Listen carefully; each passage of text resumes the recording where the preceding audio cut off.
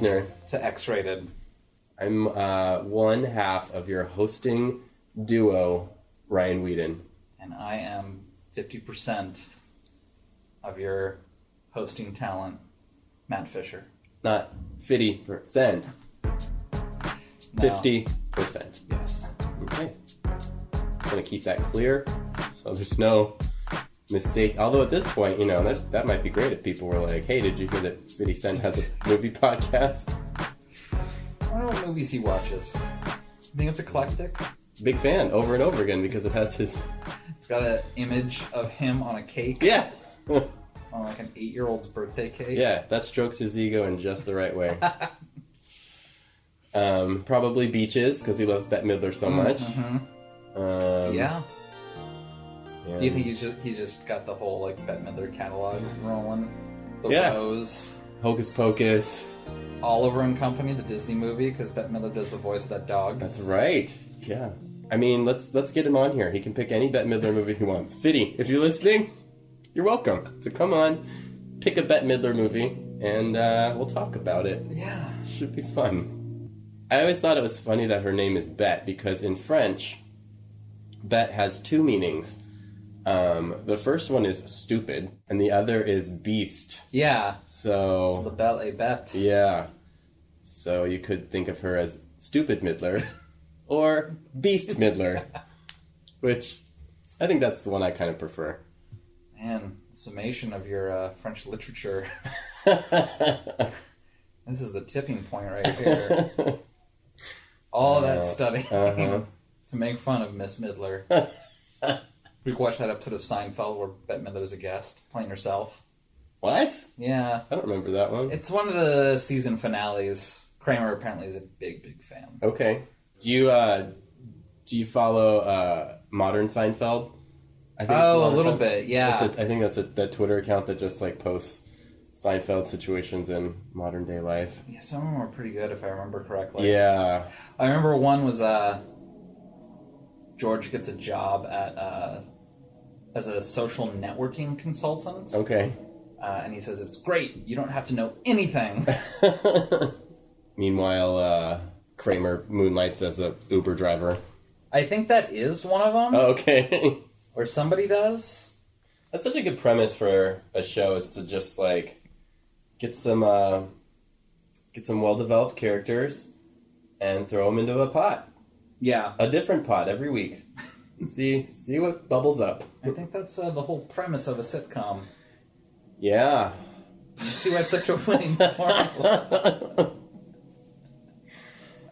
As a fan of Frasier, I've always admired how, like, because Frasier was already such a developed character from being on Cheers, they already knew him pretty well. Like, they already knew how to write the Frasier character pretty well.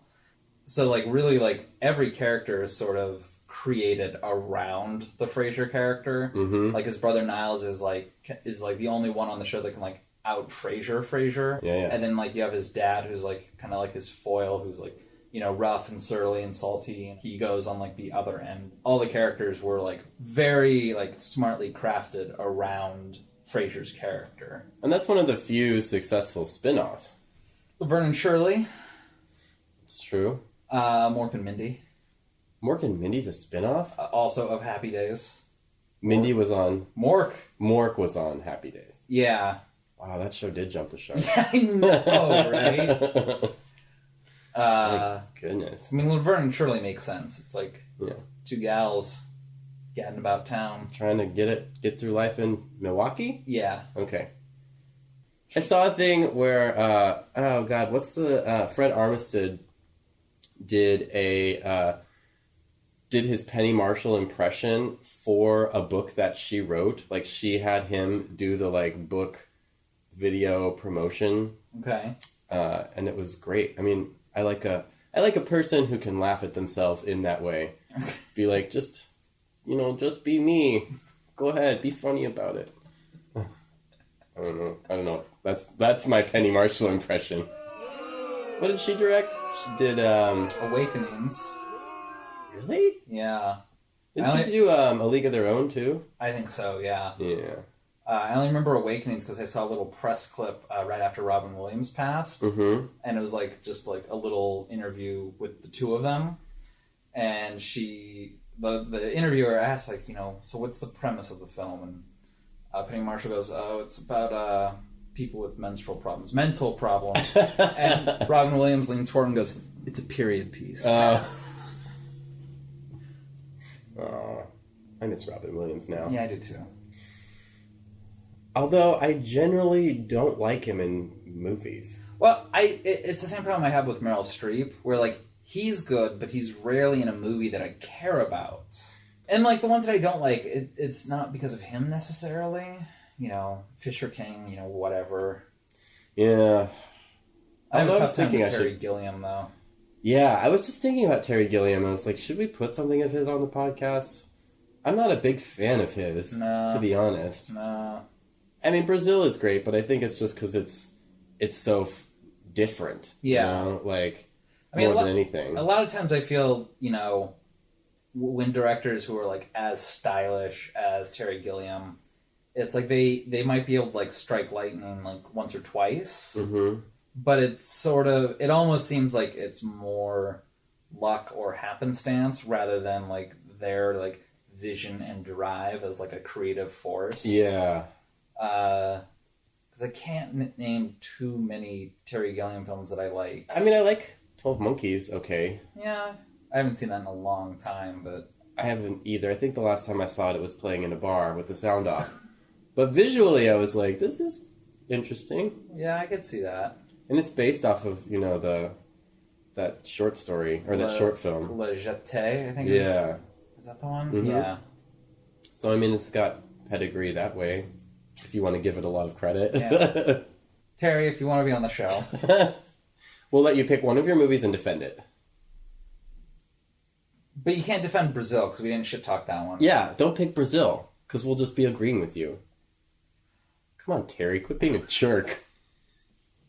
Can you believe, Terry Gilliam? We extend this invitation. God, egomaniac. Jeez. That was a mistake. Never again.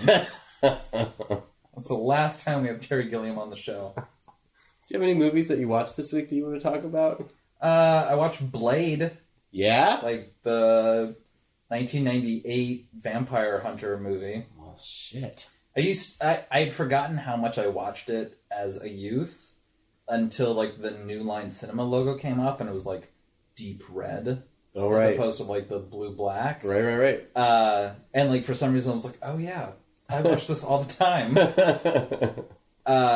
It hits almost all the same late 90s cultural landmarks as The Matrix, like to a T. Oh, wow. Almost. Like it's got like the black leather, like the violence. The look, It's even got like bullet time stuff in there. Right. Doesn't the bad guy like get sliced in a bunch of ways and then like gets pulled back together? Yeah, near the end. Who's the bad guy again? Stephen Dorff. That's what I was gonna say. Who I remember from a 1997 issue of Wizard magazine that declared him the next Brad Pitt. Oh wow, they were way off. Yeah, it was, and like it has like that same brand of like late 90s techno, like unmistakable brand. Oh yeah. It was like 97. They're like suddenly everyone was like, we need to get electronic music in anything. Yeah, in everything. Because it's like it's in the Matrix and it's definitely in Blade. It's like the exact same type of. I don't even like. It's just techno. I think at that point, like there was no other. Or term electronica. I think is what they called it too. Yeah. The opening, like Bloodbath Rave, still awesome. Like still a great scene. Do you think that was like a PSA for some people to be like, raves are bad. You go to raves, you're gonna get eaten by vampires. Near like the very beginning, like when a couple drops of blood like come out, like before it's spraying, like a couple drops come and like the one like human dude who's been like lured there, like tastes it. I'm like, do you know how many bloodborne illnesses? Like A, this is like a post-AIDS America. Yeah. But B, like hepatitis. other things. High cholesterol? Can you get that from eating blood? I don't Probably think not. so. Don't get your medical facts from us, folks. I have not done my research on that. I was going to say, we don't even consult WebMD.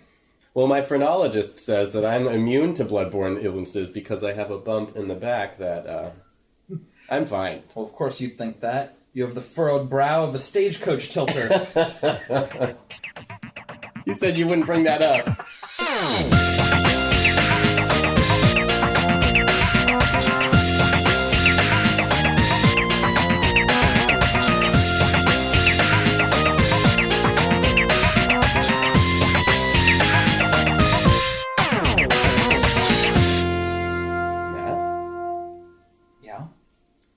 Would you like to hear something really weird? Yes.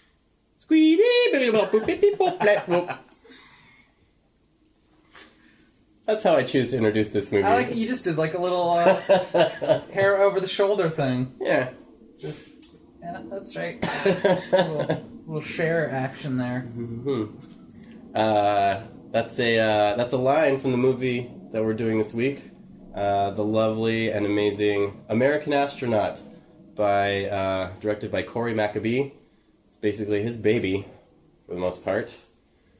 Stars, directs, wrote, did a bunch of the music, did a bunch of the artwork for it too. Okay. Yeah. And I picked this movie because just a flat old X-rated premise of, I don't feel like enough people have seen this movie, so I want to get it out there and say, hey, watch this gem already. So, way back when we started the challenge part, I remember, so we did the first round. Right. And this was not brought up. This movie was really? Not, yeah. Oh, okay. It wasn't until we did round 2, and I watched this just by happenstance between our 2 bouts. Oh, okay. And I saw it, and I'm like, Ryan will love this. Like, this is right up his alley. Like, and he's just going to be impressed forever. And so I was so excited to, like, bring this to the table. And I was like, so I got this movie. You're going to love it. It's called American Astronaut. And you go, one of my favorite movies of all time. Anytime I make a mix CD, I put a song from that soundtrack on there. Yeah. And, like, it totally took the wind out of my sails. I'm sorry. I was so let down because I thought I had it. Like, I was like, I got the lock on Ryan. You were right. You were just late. Yeah, late to the game. I know. Yeah. Yeah. Also, because I was like, how has he never mentioned this movie to me? Yeah, that is kind of weird. I feel like I talk about this movie quite often. So, but yeah, it like went by, and yeah, you weren't even going to bring it up in round 2. Why not? I don't know. Maybe I assumed you'd already seen it, but that doesn't seem like me. Yeah. I guess, okay, well then, I'm glad you know that I like it, but like, how do you feel about it? Do you enjoy this movie? I like it, and I'm glad that I rewatched it. Mm-hmm. Have you not seen it since that? Yeah, I haven't seen it since that original time. And to paraphrase a friend of mine who works at Scarecrow, this is like Firefly, but made for me. This just feels like it's, I don't know, it's got that like rugged sort of Western feel that like you're out alone in like uncharted terrain. Sure. But, I don't know, it's not taking itself super seriously or I was thinking this time around that a lot of the design, at least with like the costumes and the spaceship, is like borderline steampunk almost. Mm-hmm. Like we're getting close to that with this world, which I guess Firefly kind of nudges up to a little bit too. Yeah, but I don't mind it. I like it even. Yeah. I felt watching it this time stylistically, like this was like the bridge between Guy Madden and Eraserhead. I feel. Oh, maybe It has, I feel, a lot of like the fever dreamish elements of a Guy Madden movie. Sure. Venus is populated totally by women. And Yeah. You know, Jupiter's a mining colony that's, you know, inhabited totally by men. Right. And then you go pick up a stud from Jupiter to drop it off. And all that, like, I just felt like if it was delivered rapid fire, it would have that frenzied pace of a Guy Madden movie. I could see that, definitely. But it's slowed down and it's more atmospheric. And Corey McAfee is really...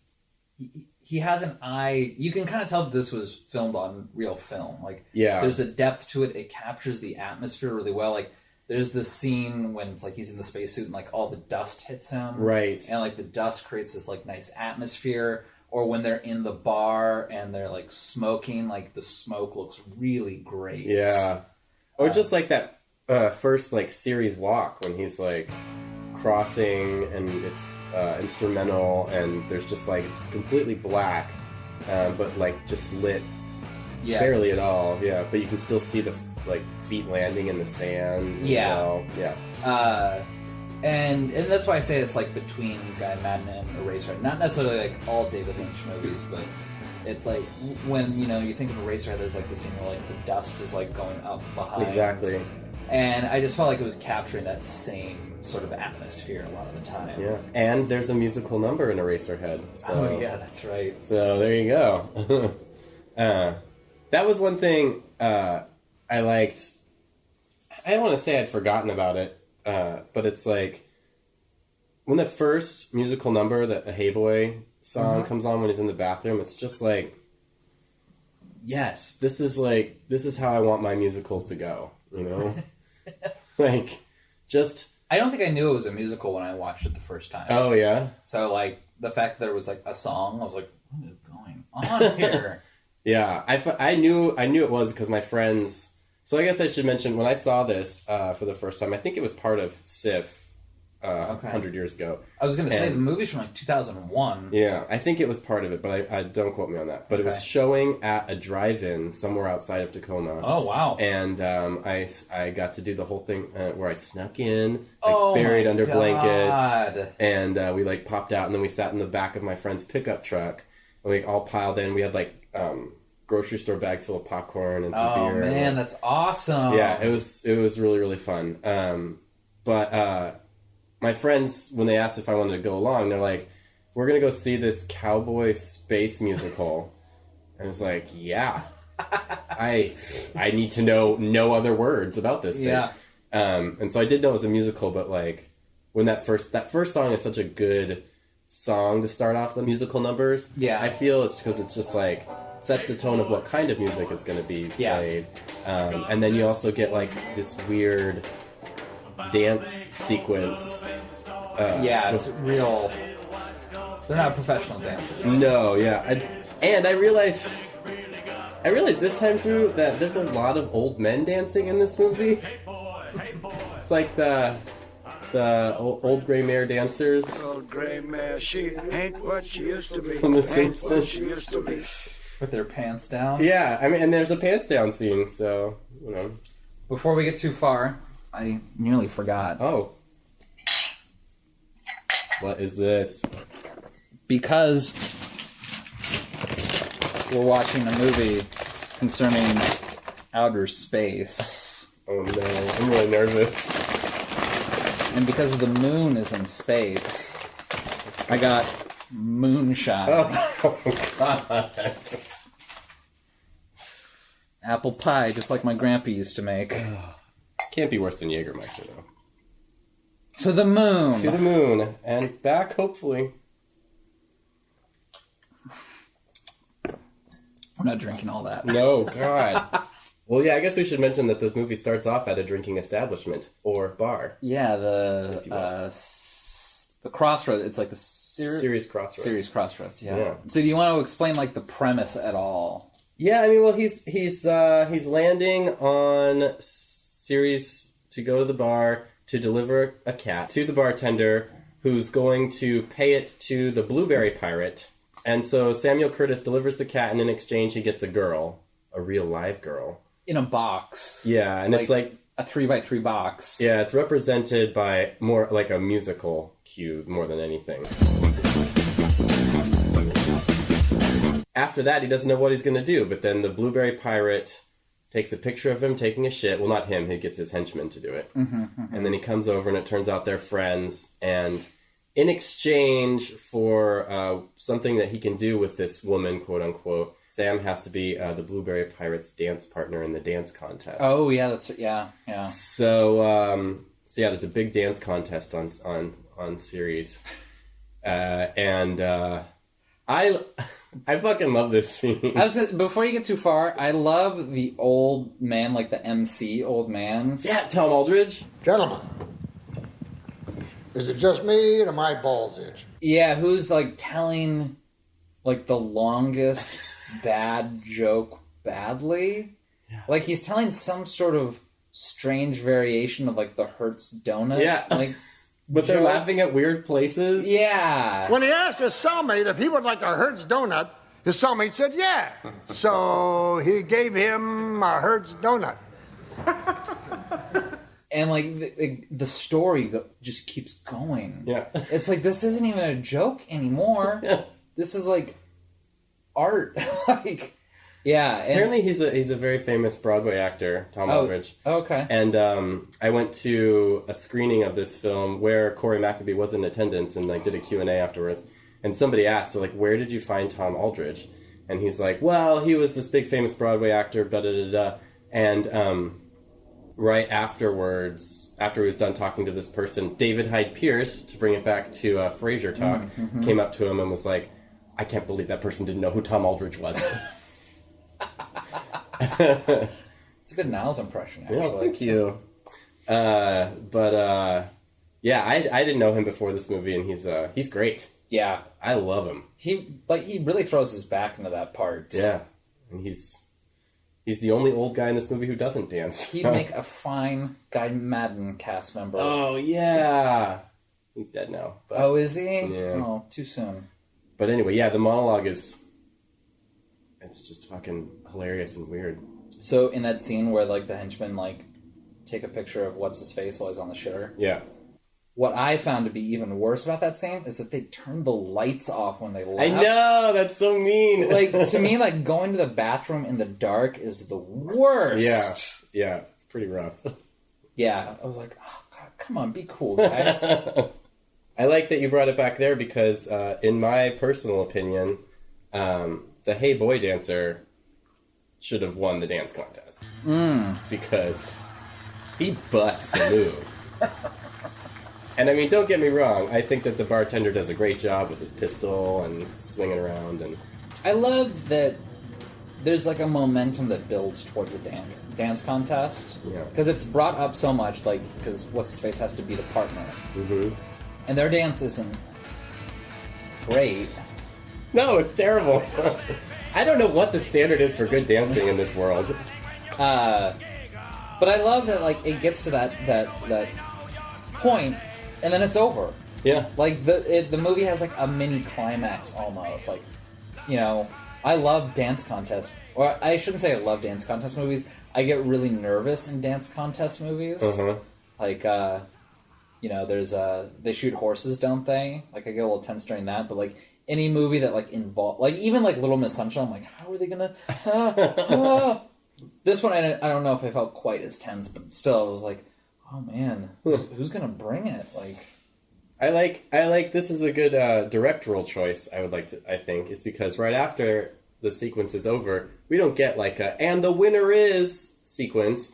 It just like cuts to Samuel Curtis on his ship looking at his trophy, you know, and like it falls over. He tries to pull it up, falls over, tries to pull it up, and then it's wordless. He doesn't say anything.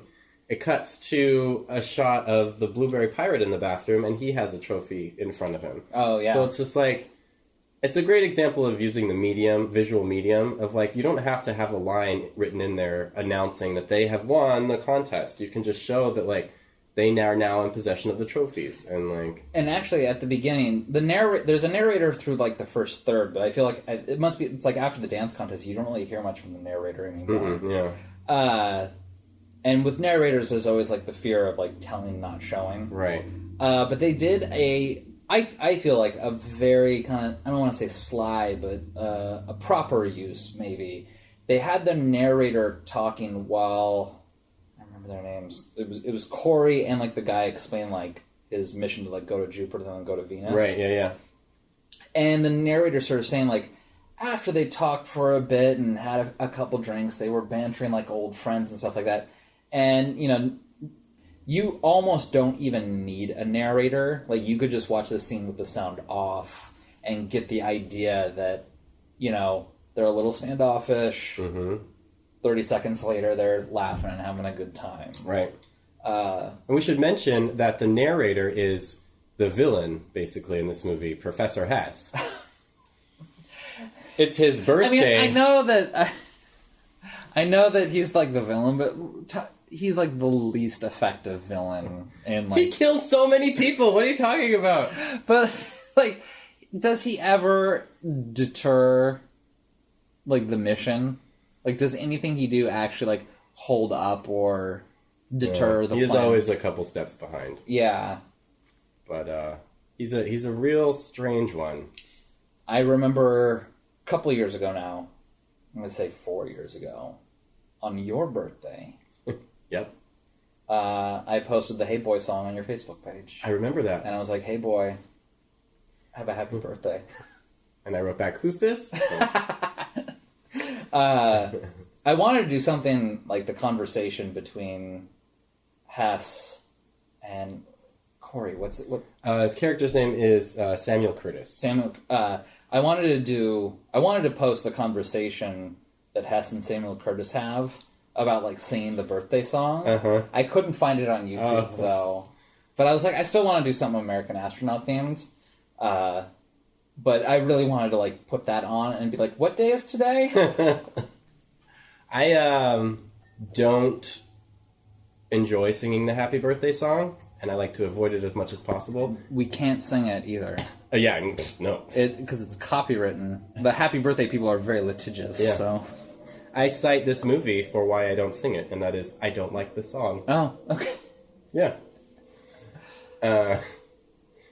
So wait a minute. Okay, so we're like 15 minutes into the movie. We've like barely scratched the surface. I was gonna say we're still firmly in Act 1, and we're still just describing the premise. Yeah. So he basically has to do the video game thing, the RPG video game thing, where it's like you get one thing here, you bring it to this person, they give you something, you have to go to there. He has to do that. Yeah. He has to bring the girl to Jupiter in exchange for a boy, which he can bring to Venus to get to the girls, which he can get a body to bring to Earth, where he gets the money. That's the whole... Right. An old guy on Venus passed away. The family of this old guy wants the remains. And they live on Earth. So the body of the old dude on Venus has to be transported to Earth. The Venusians will not give it up. Without a replacement. Venus is populated only by women. Planet of women who can reproduce without the use of men. Unfortunately, if more than 3 generations go by without introducing new blood, the women become high-bred and even too snippy for themselves to stand. So it's necessary for them to keep a man around as a stud. So Samuel Curtis has to go to Jupiter.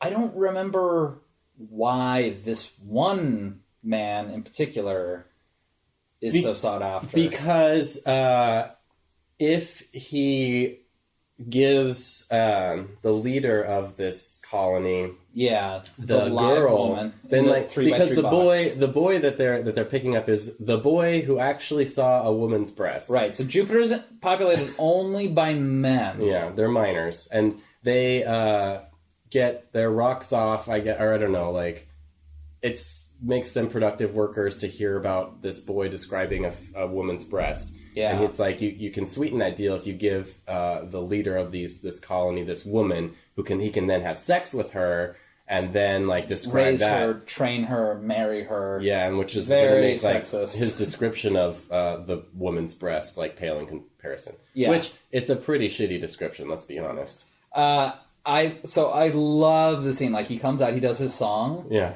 And then like once the song's over, he's like, it was round and soft. Now go back to work. I love that too. Also, the boy who actually saw a woman's breast, I would hit that a million times. Yeah, he's pretty cute. They say he's 15 in the movie, and I need to make sure that I wasn't being a pedophile. He's 23 in real life. I think he's the same age as me. So oh, okay. Yeah, he was born in 75, if I remember correctly. Oh, he's way older than me. God, Grandpa. He might as well be the corpse they're bringing back to Earth. They really use the term boy loosely in this movie. But they get he's all skivvied out, he's wearing they're dressing him up as Hermes. Oh yeah, I was gonna say Mercury. Yeah, there we go. He's basically dressed up as the FTD florist symbol. Yeah. Here's my thing with this movie, and I go back and forth on it because I feel like you can watch it one way, thinking that it's really only about daddy issues and there's no sexual stuff going on between any of the characters, even though it's mostly dominated with men, and they dance together. And there's lots of reference examples I can give. Or you could look at it with a homosexual lens and kind of see a lot of strange things going on. And specifically in this song, there's a part where he turns around, he does a little jump and shows his butt to all the minors, and they all chant together. Oh, you sweet thing. Yes! I mean, it makes it hard not to make an argument that this is some kind of a homosexual movie. You know what I mean? A little bit. I definitely see where you're going, because it is very. It's a male-dominated movie. Mm-hmm. There's the woman in a box. Yeah.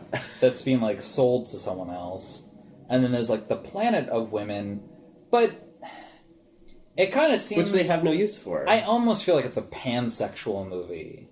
Yeah. Because the boy who saw a woman's the boy who saw a woman's breast is his official name. Yeah, that's his character.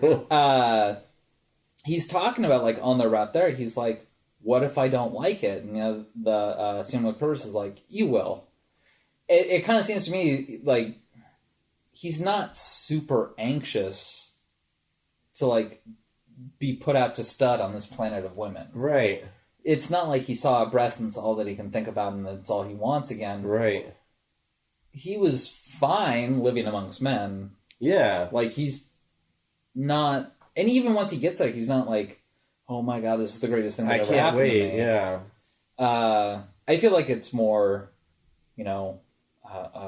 fluid, a little more pansexual. Yeah. That I mean, but I also feel the tension between Professor Hess and Samuel Curtis is a lover scorned. Yeah, you think? That's well, I mean, that when I first watched this movie, that's totally what I was thinking. And he just there's the scene where he calls him up after he's picked up the boy. Professor Hess calls them up, and he's like, Guess who this is? Professor Hess. That's right. You got it on the first try. For that, you get a kiss. and then after he finally hangs up with Professor Hess in that conversation, they have a weird justification of I did something that he can't forgive me for. And finally the boy asks, well, what's that thing that you can't forgive him for? And then it cuts to a musical montage, and we never actually get to hear what that thing is. Mm. And I think it has something to do with sex. Gay stuff. But that's just, I mean, it doesn't have to be. It could be. I think I kind of see all musicals as being slightly homoerotic. So maybe my dar just wasn't turned on for this. Yeah. And I can see it both ways. Like I said, I could when I went to that Q&A with Corey Maccabee, it definitely was coming across that he did not intend any homosexuality at all. It was meant to be just a movie about daddy issues, basically. Okay, so I want to get back to the movie, but what in the Q&A, was there any fun tidbits of information that was revealed in the Q&A? That David Hyde Pierce story anecdote I really liked. What else? The scene where Rocco Sisto, who plays Professor Hess, is kicking up all the sand, which is I think my favorite song from this movie, the party song. So good. Originally, Corey Maccabee wanted to have a stunt double do it because he was kind of old at the time, I guess. and Rocco Sisto said, I'm getting up there in years, and I'm not going to have a lot of opportunities to do things like this ever again, so I'm going to do it. And that's totally him, like, flailing and kicking, and that's hard to kick piles of sand like that over and over again. Sure. So,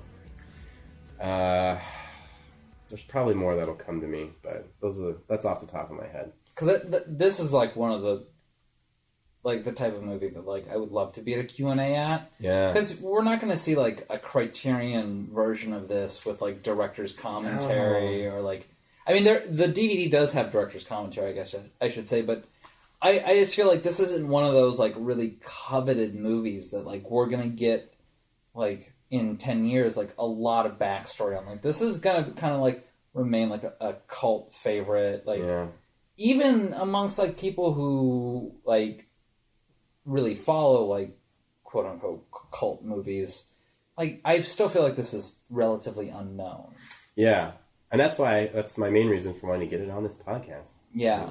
I don't know, because, like, I feel like I know people who like, art films and whatnot, but I still feel like this is one of those movies that really, unless people talk about it, is gonna be forgotten. Yeah.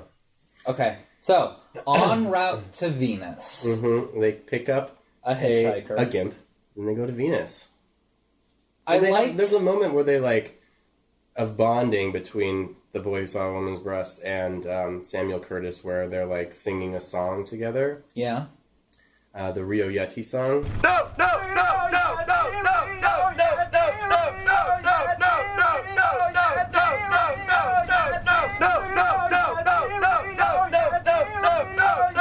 And I like the idea that that's a song in their world because, and it's not obvious that that's what their song is. It's just like you see when the boy comes on the ship, he's looking through the bookcase that's on the ship, and he says, "You still have the same songbooks you had 5 years ago." I wondered about that. I was like, they don't make it clear, at least to me, that these two had a previous relationship. Right.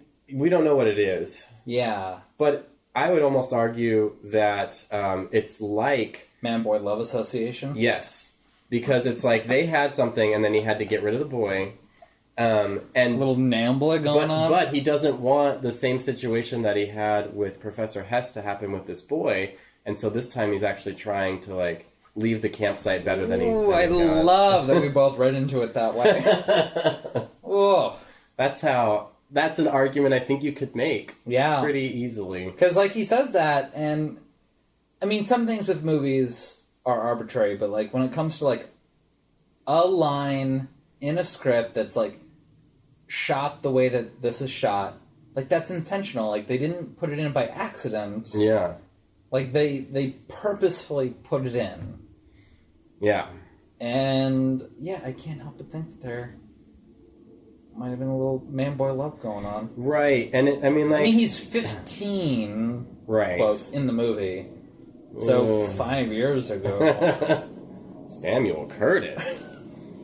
But, I mean, you could make that argument. And then there's also, in the gay community, the whole, like, sugar daddy and, like... Sugar baby? Yeah, so, I mean, maybe that's something... I visited the sites, I've tried. I've aged out of one. I'm not rich enough for another. We're sorry. You do not qualify for either. A sugar daddy, baby, or sugar daddy. You are too old. Please mash your walking cane into the dialing pad now. We're sorry, the income you have entered is too low. Please put your food stamp code here. What was I doing? They're on their way to Venus. They get there. The ladies are snippy, and... So I want to say about the ladies on Venus, I'm glad that they're not all just, like, goddesses. You could peg this movie for having, like, a sexist slant, but I do appreciate that at least when they get to, like, the planet that's populated entirely by women, that the women look like real women. Yeah. Like, it's not like they're all, like, supple, young, nubile, whatevers. Like, they're a variety of ages and body types. Yeah. And, this stud that they've brought there is expected to, like, pleasure them all. Indeed. Like, regardless of, like, body size or type or anything like that. Okay. And I sort of appreciated that. I was like, okay, at least, like, it's equal opportunity once they get to Venus. Like, they're all wearing, like, flowery robes and whatnot. They're, like, but, out of a Jane Austen novel, basically. yeah, basically.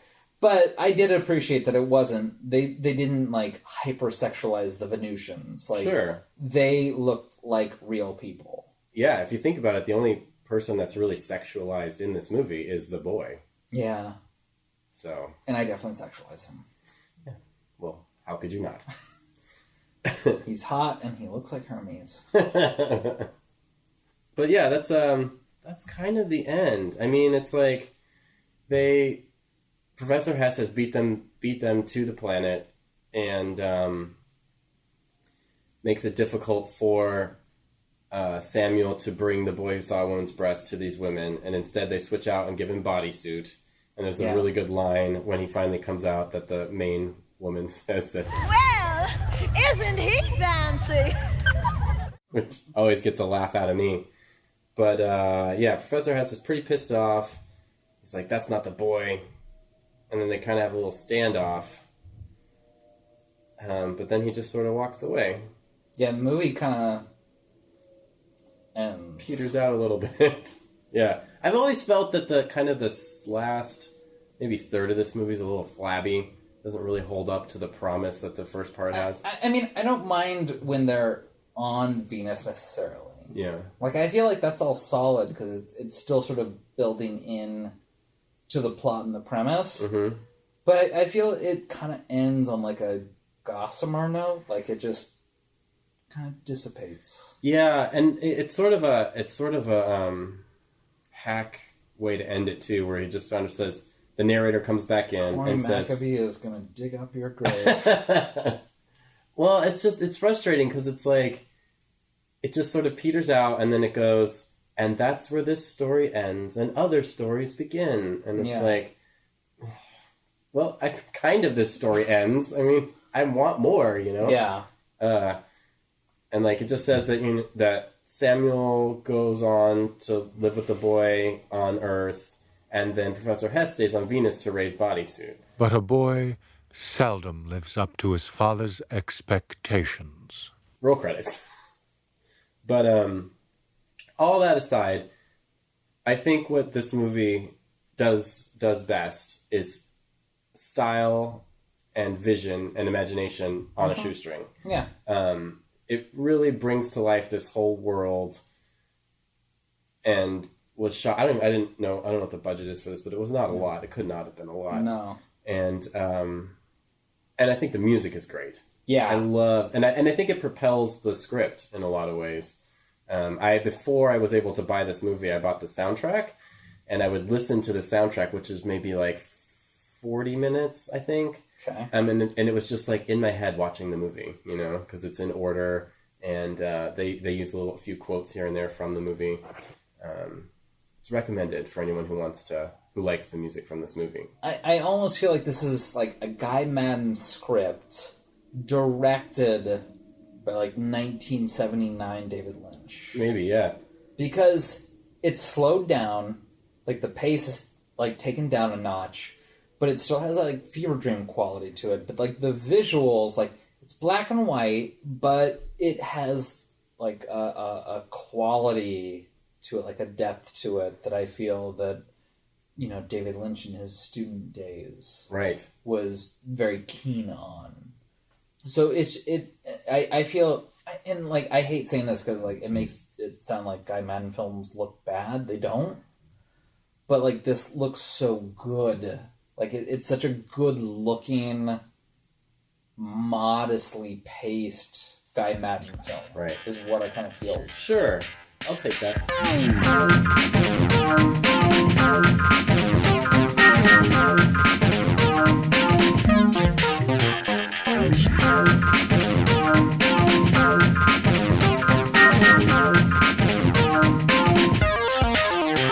I just remembered a thing from the Q&A.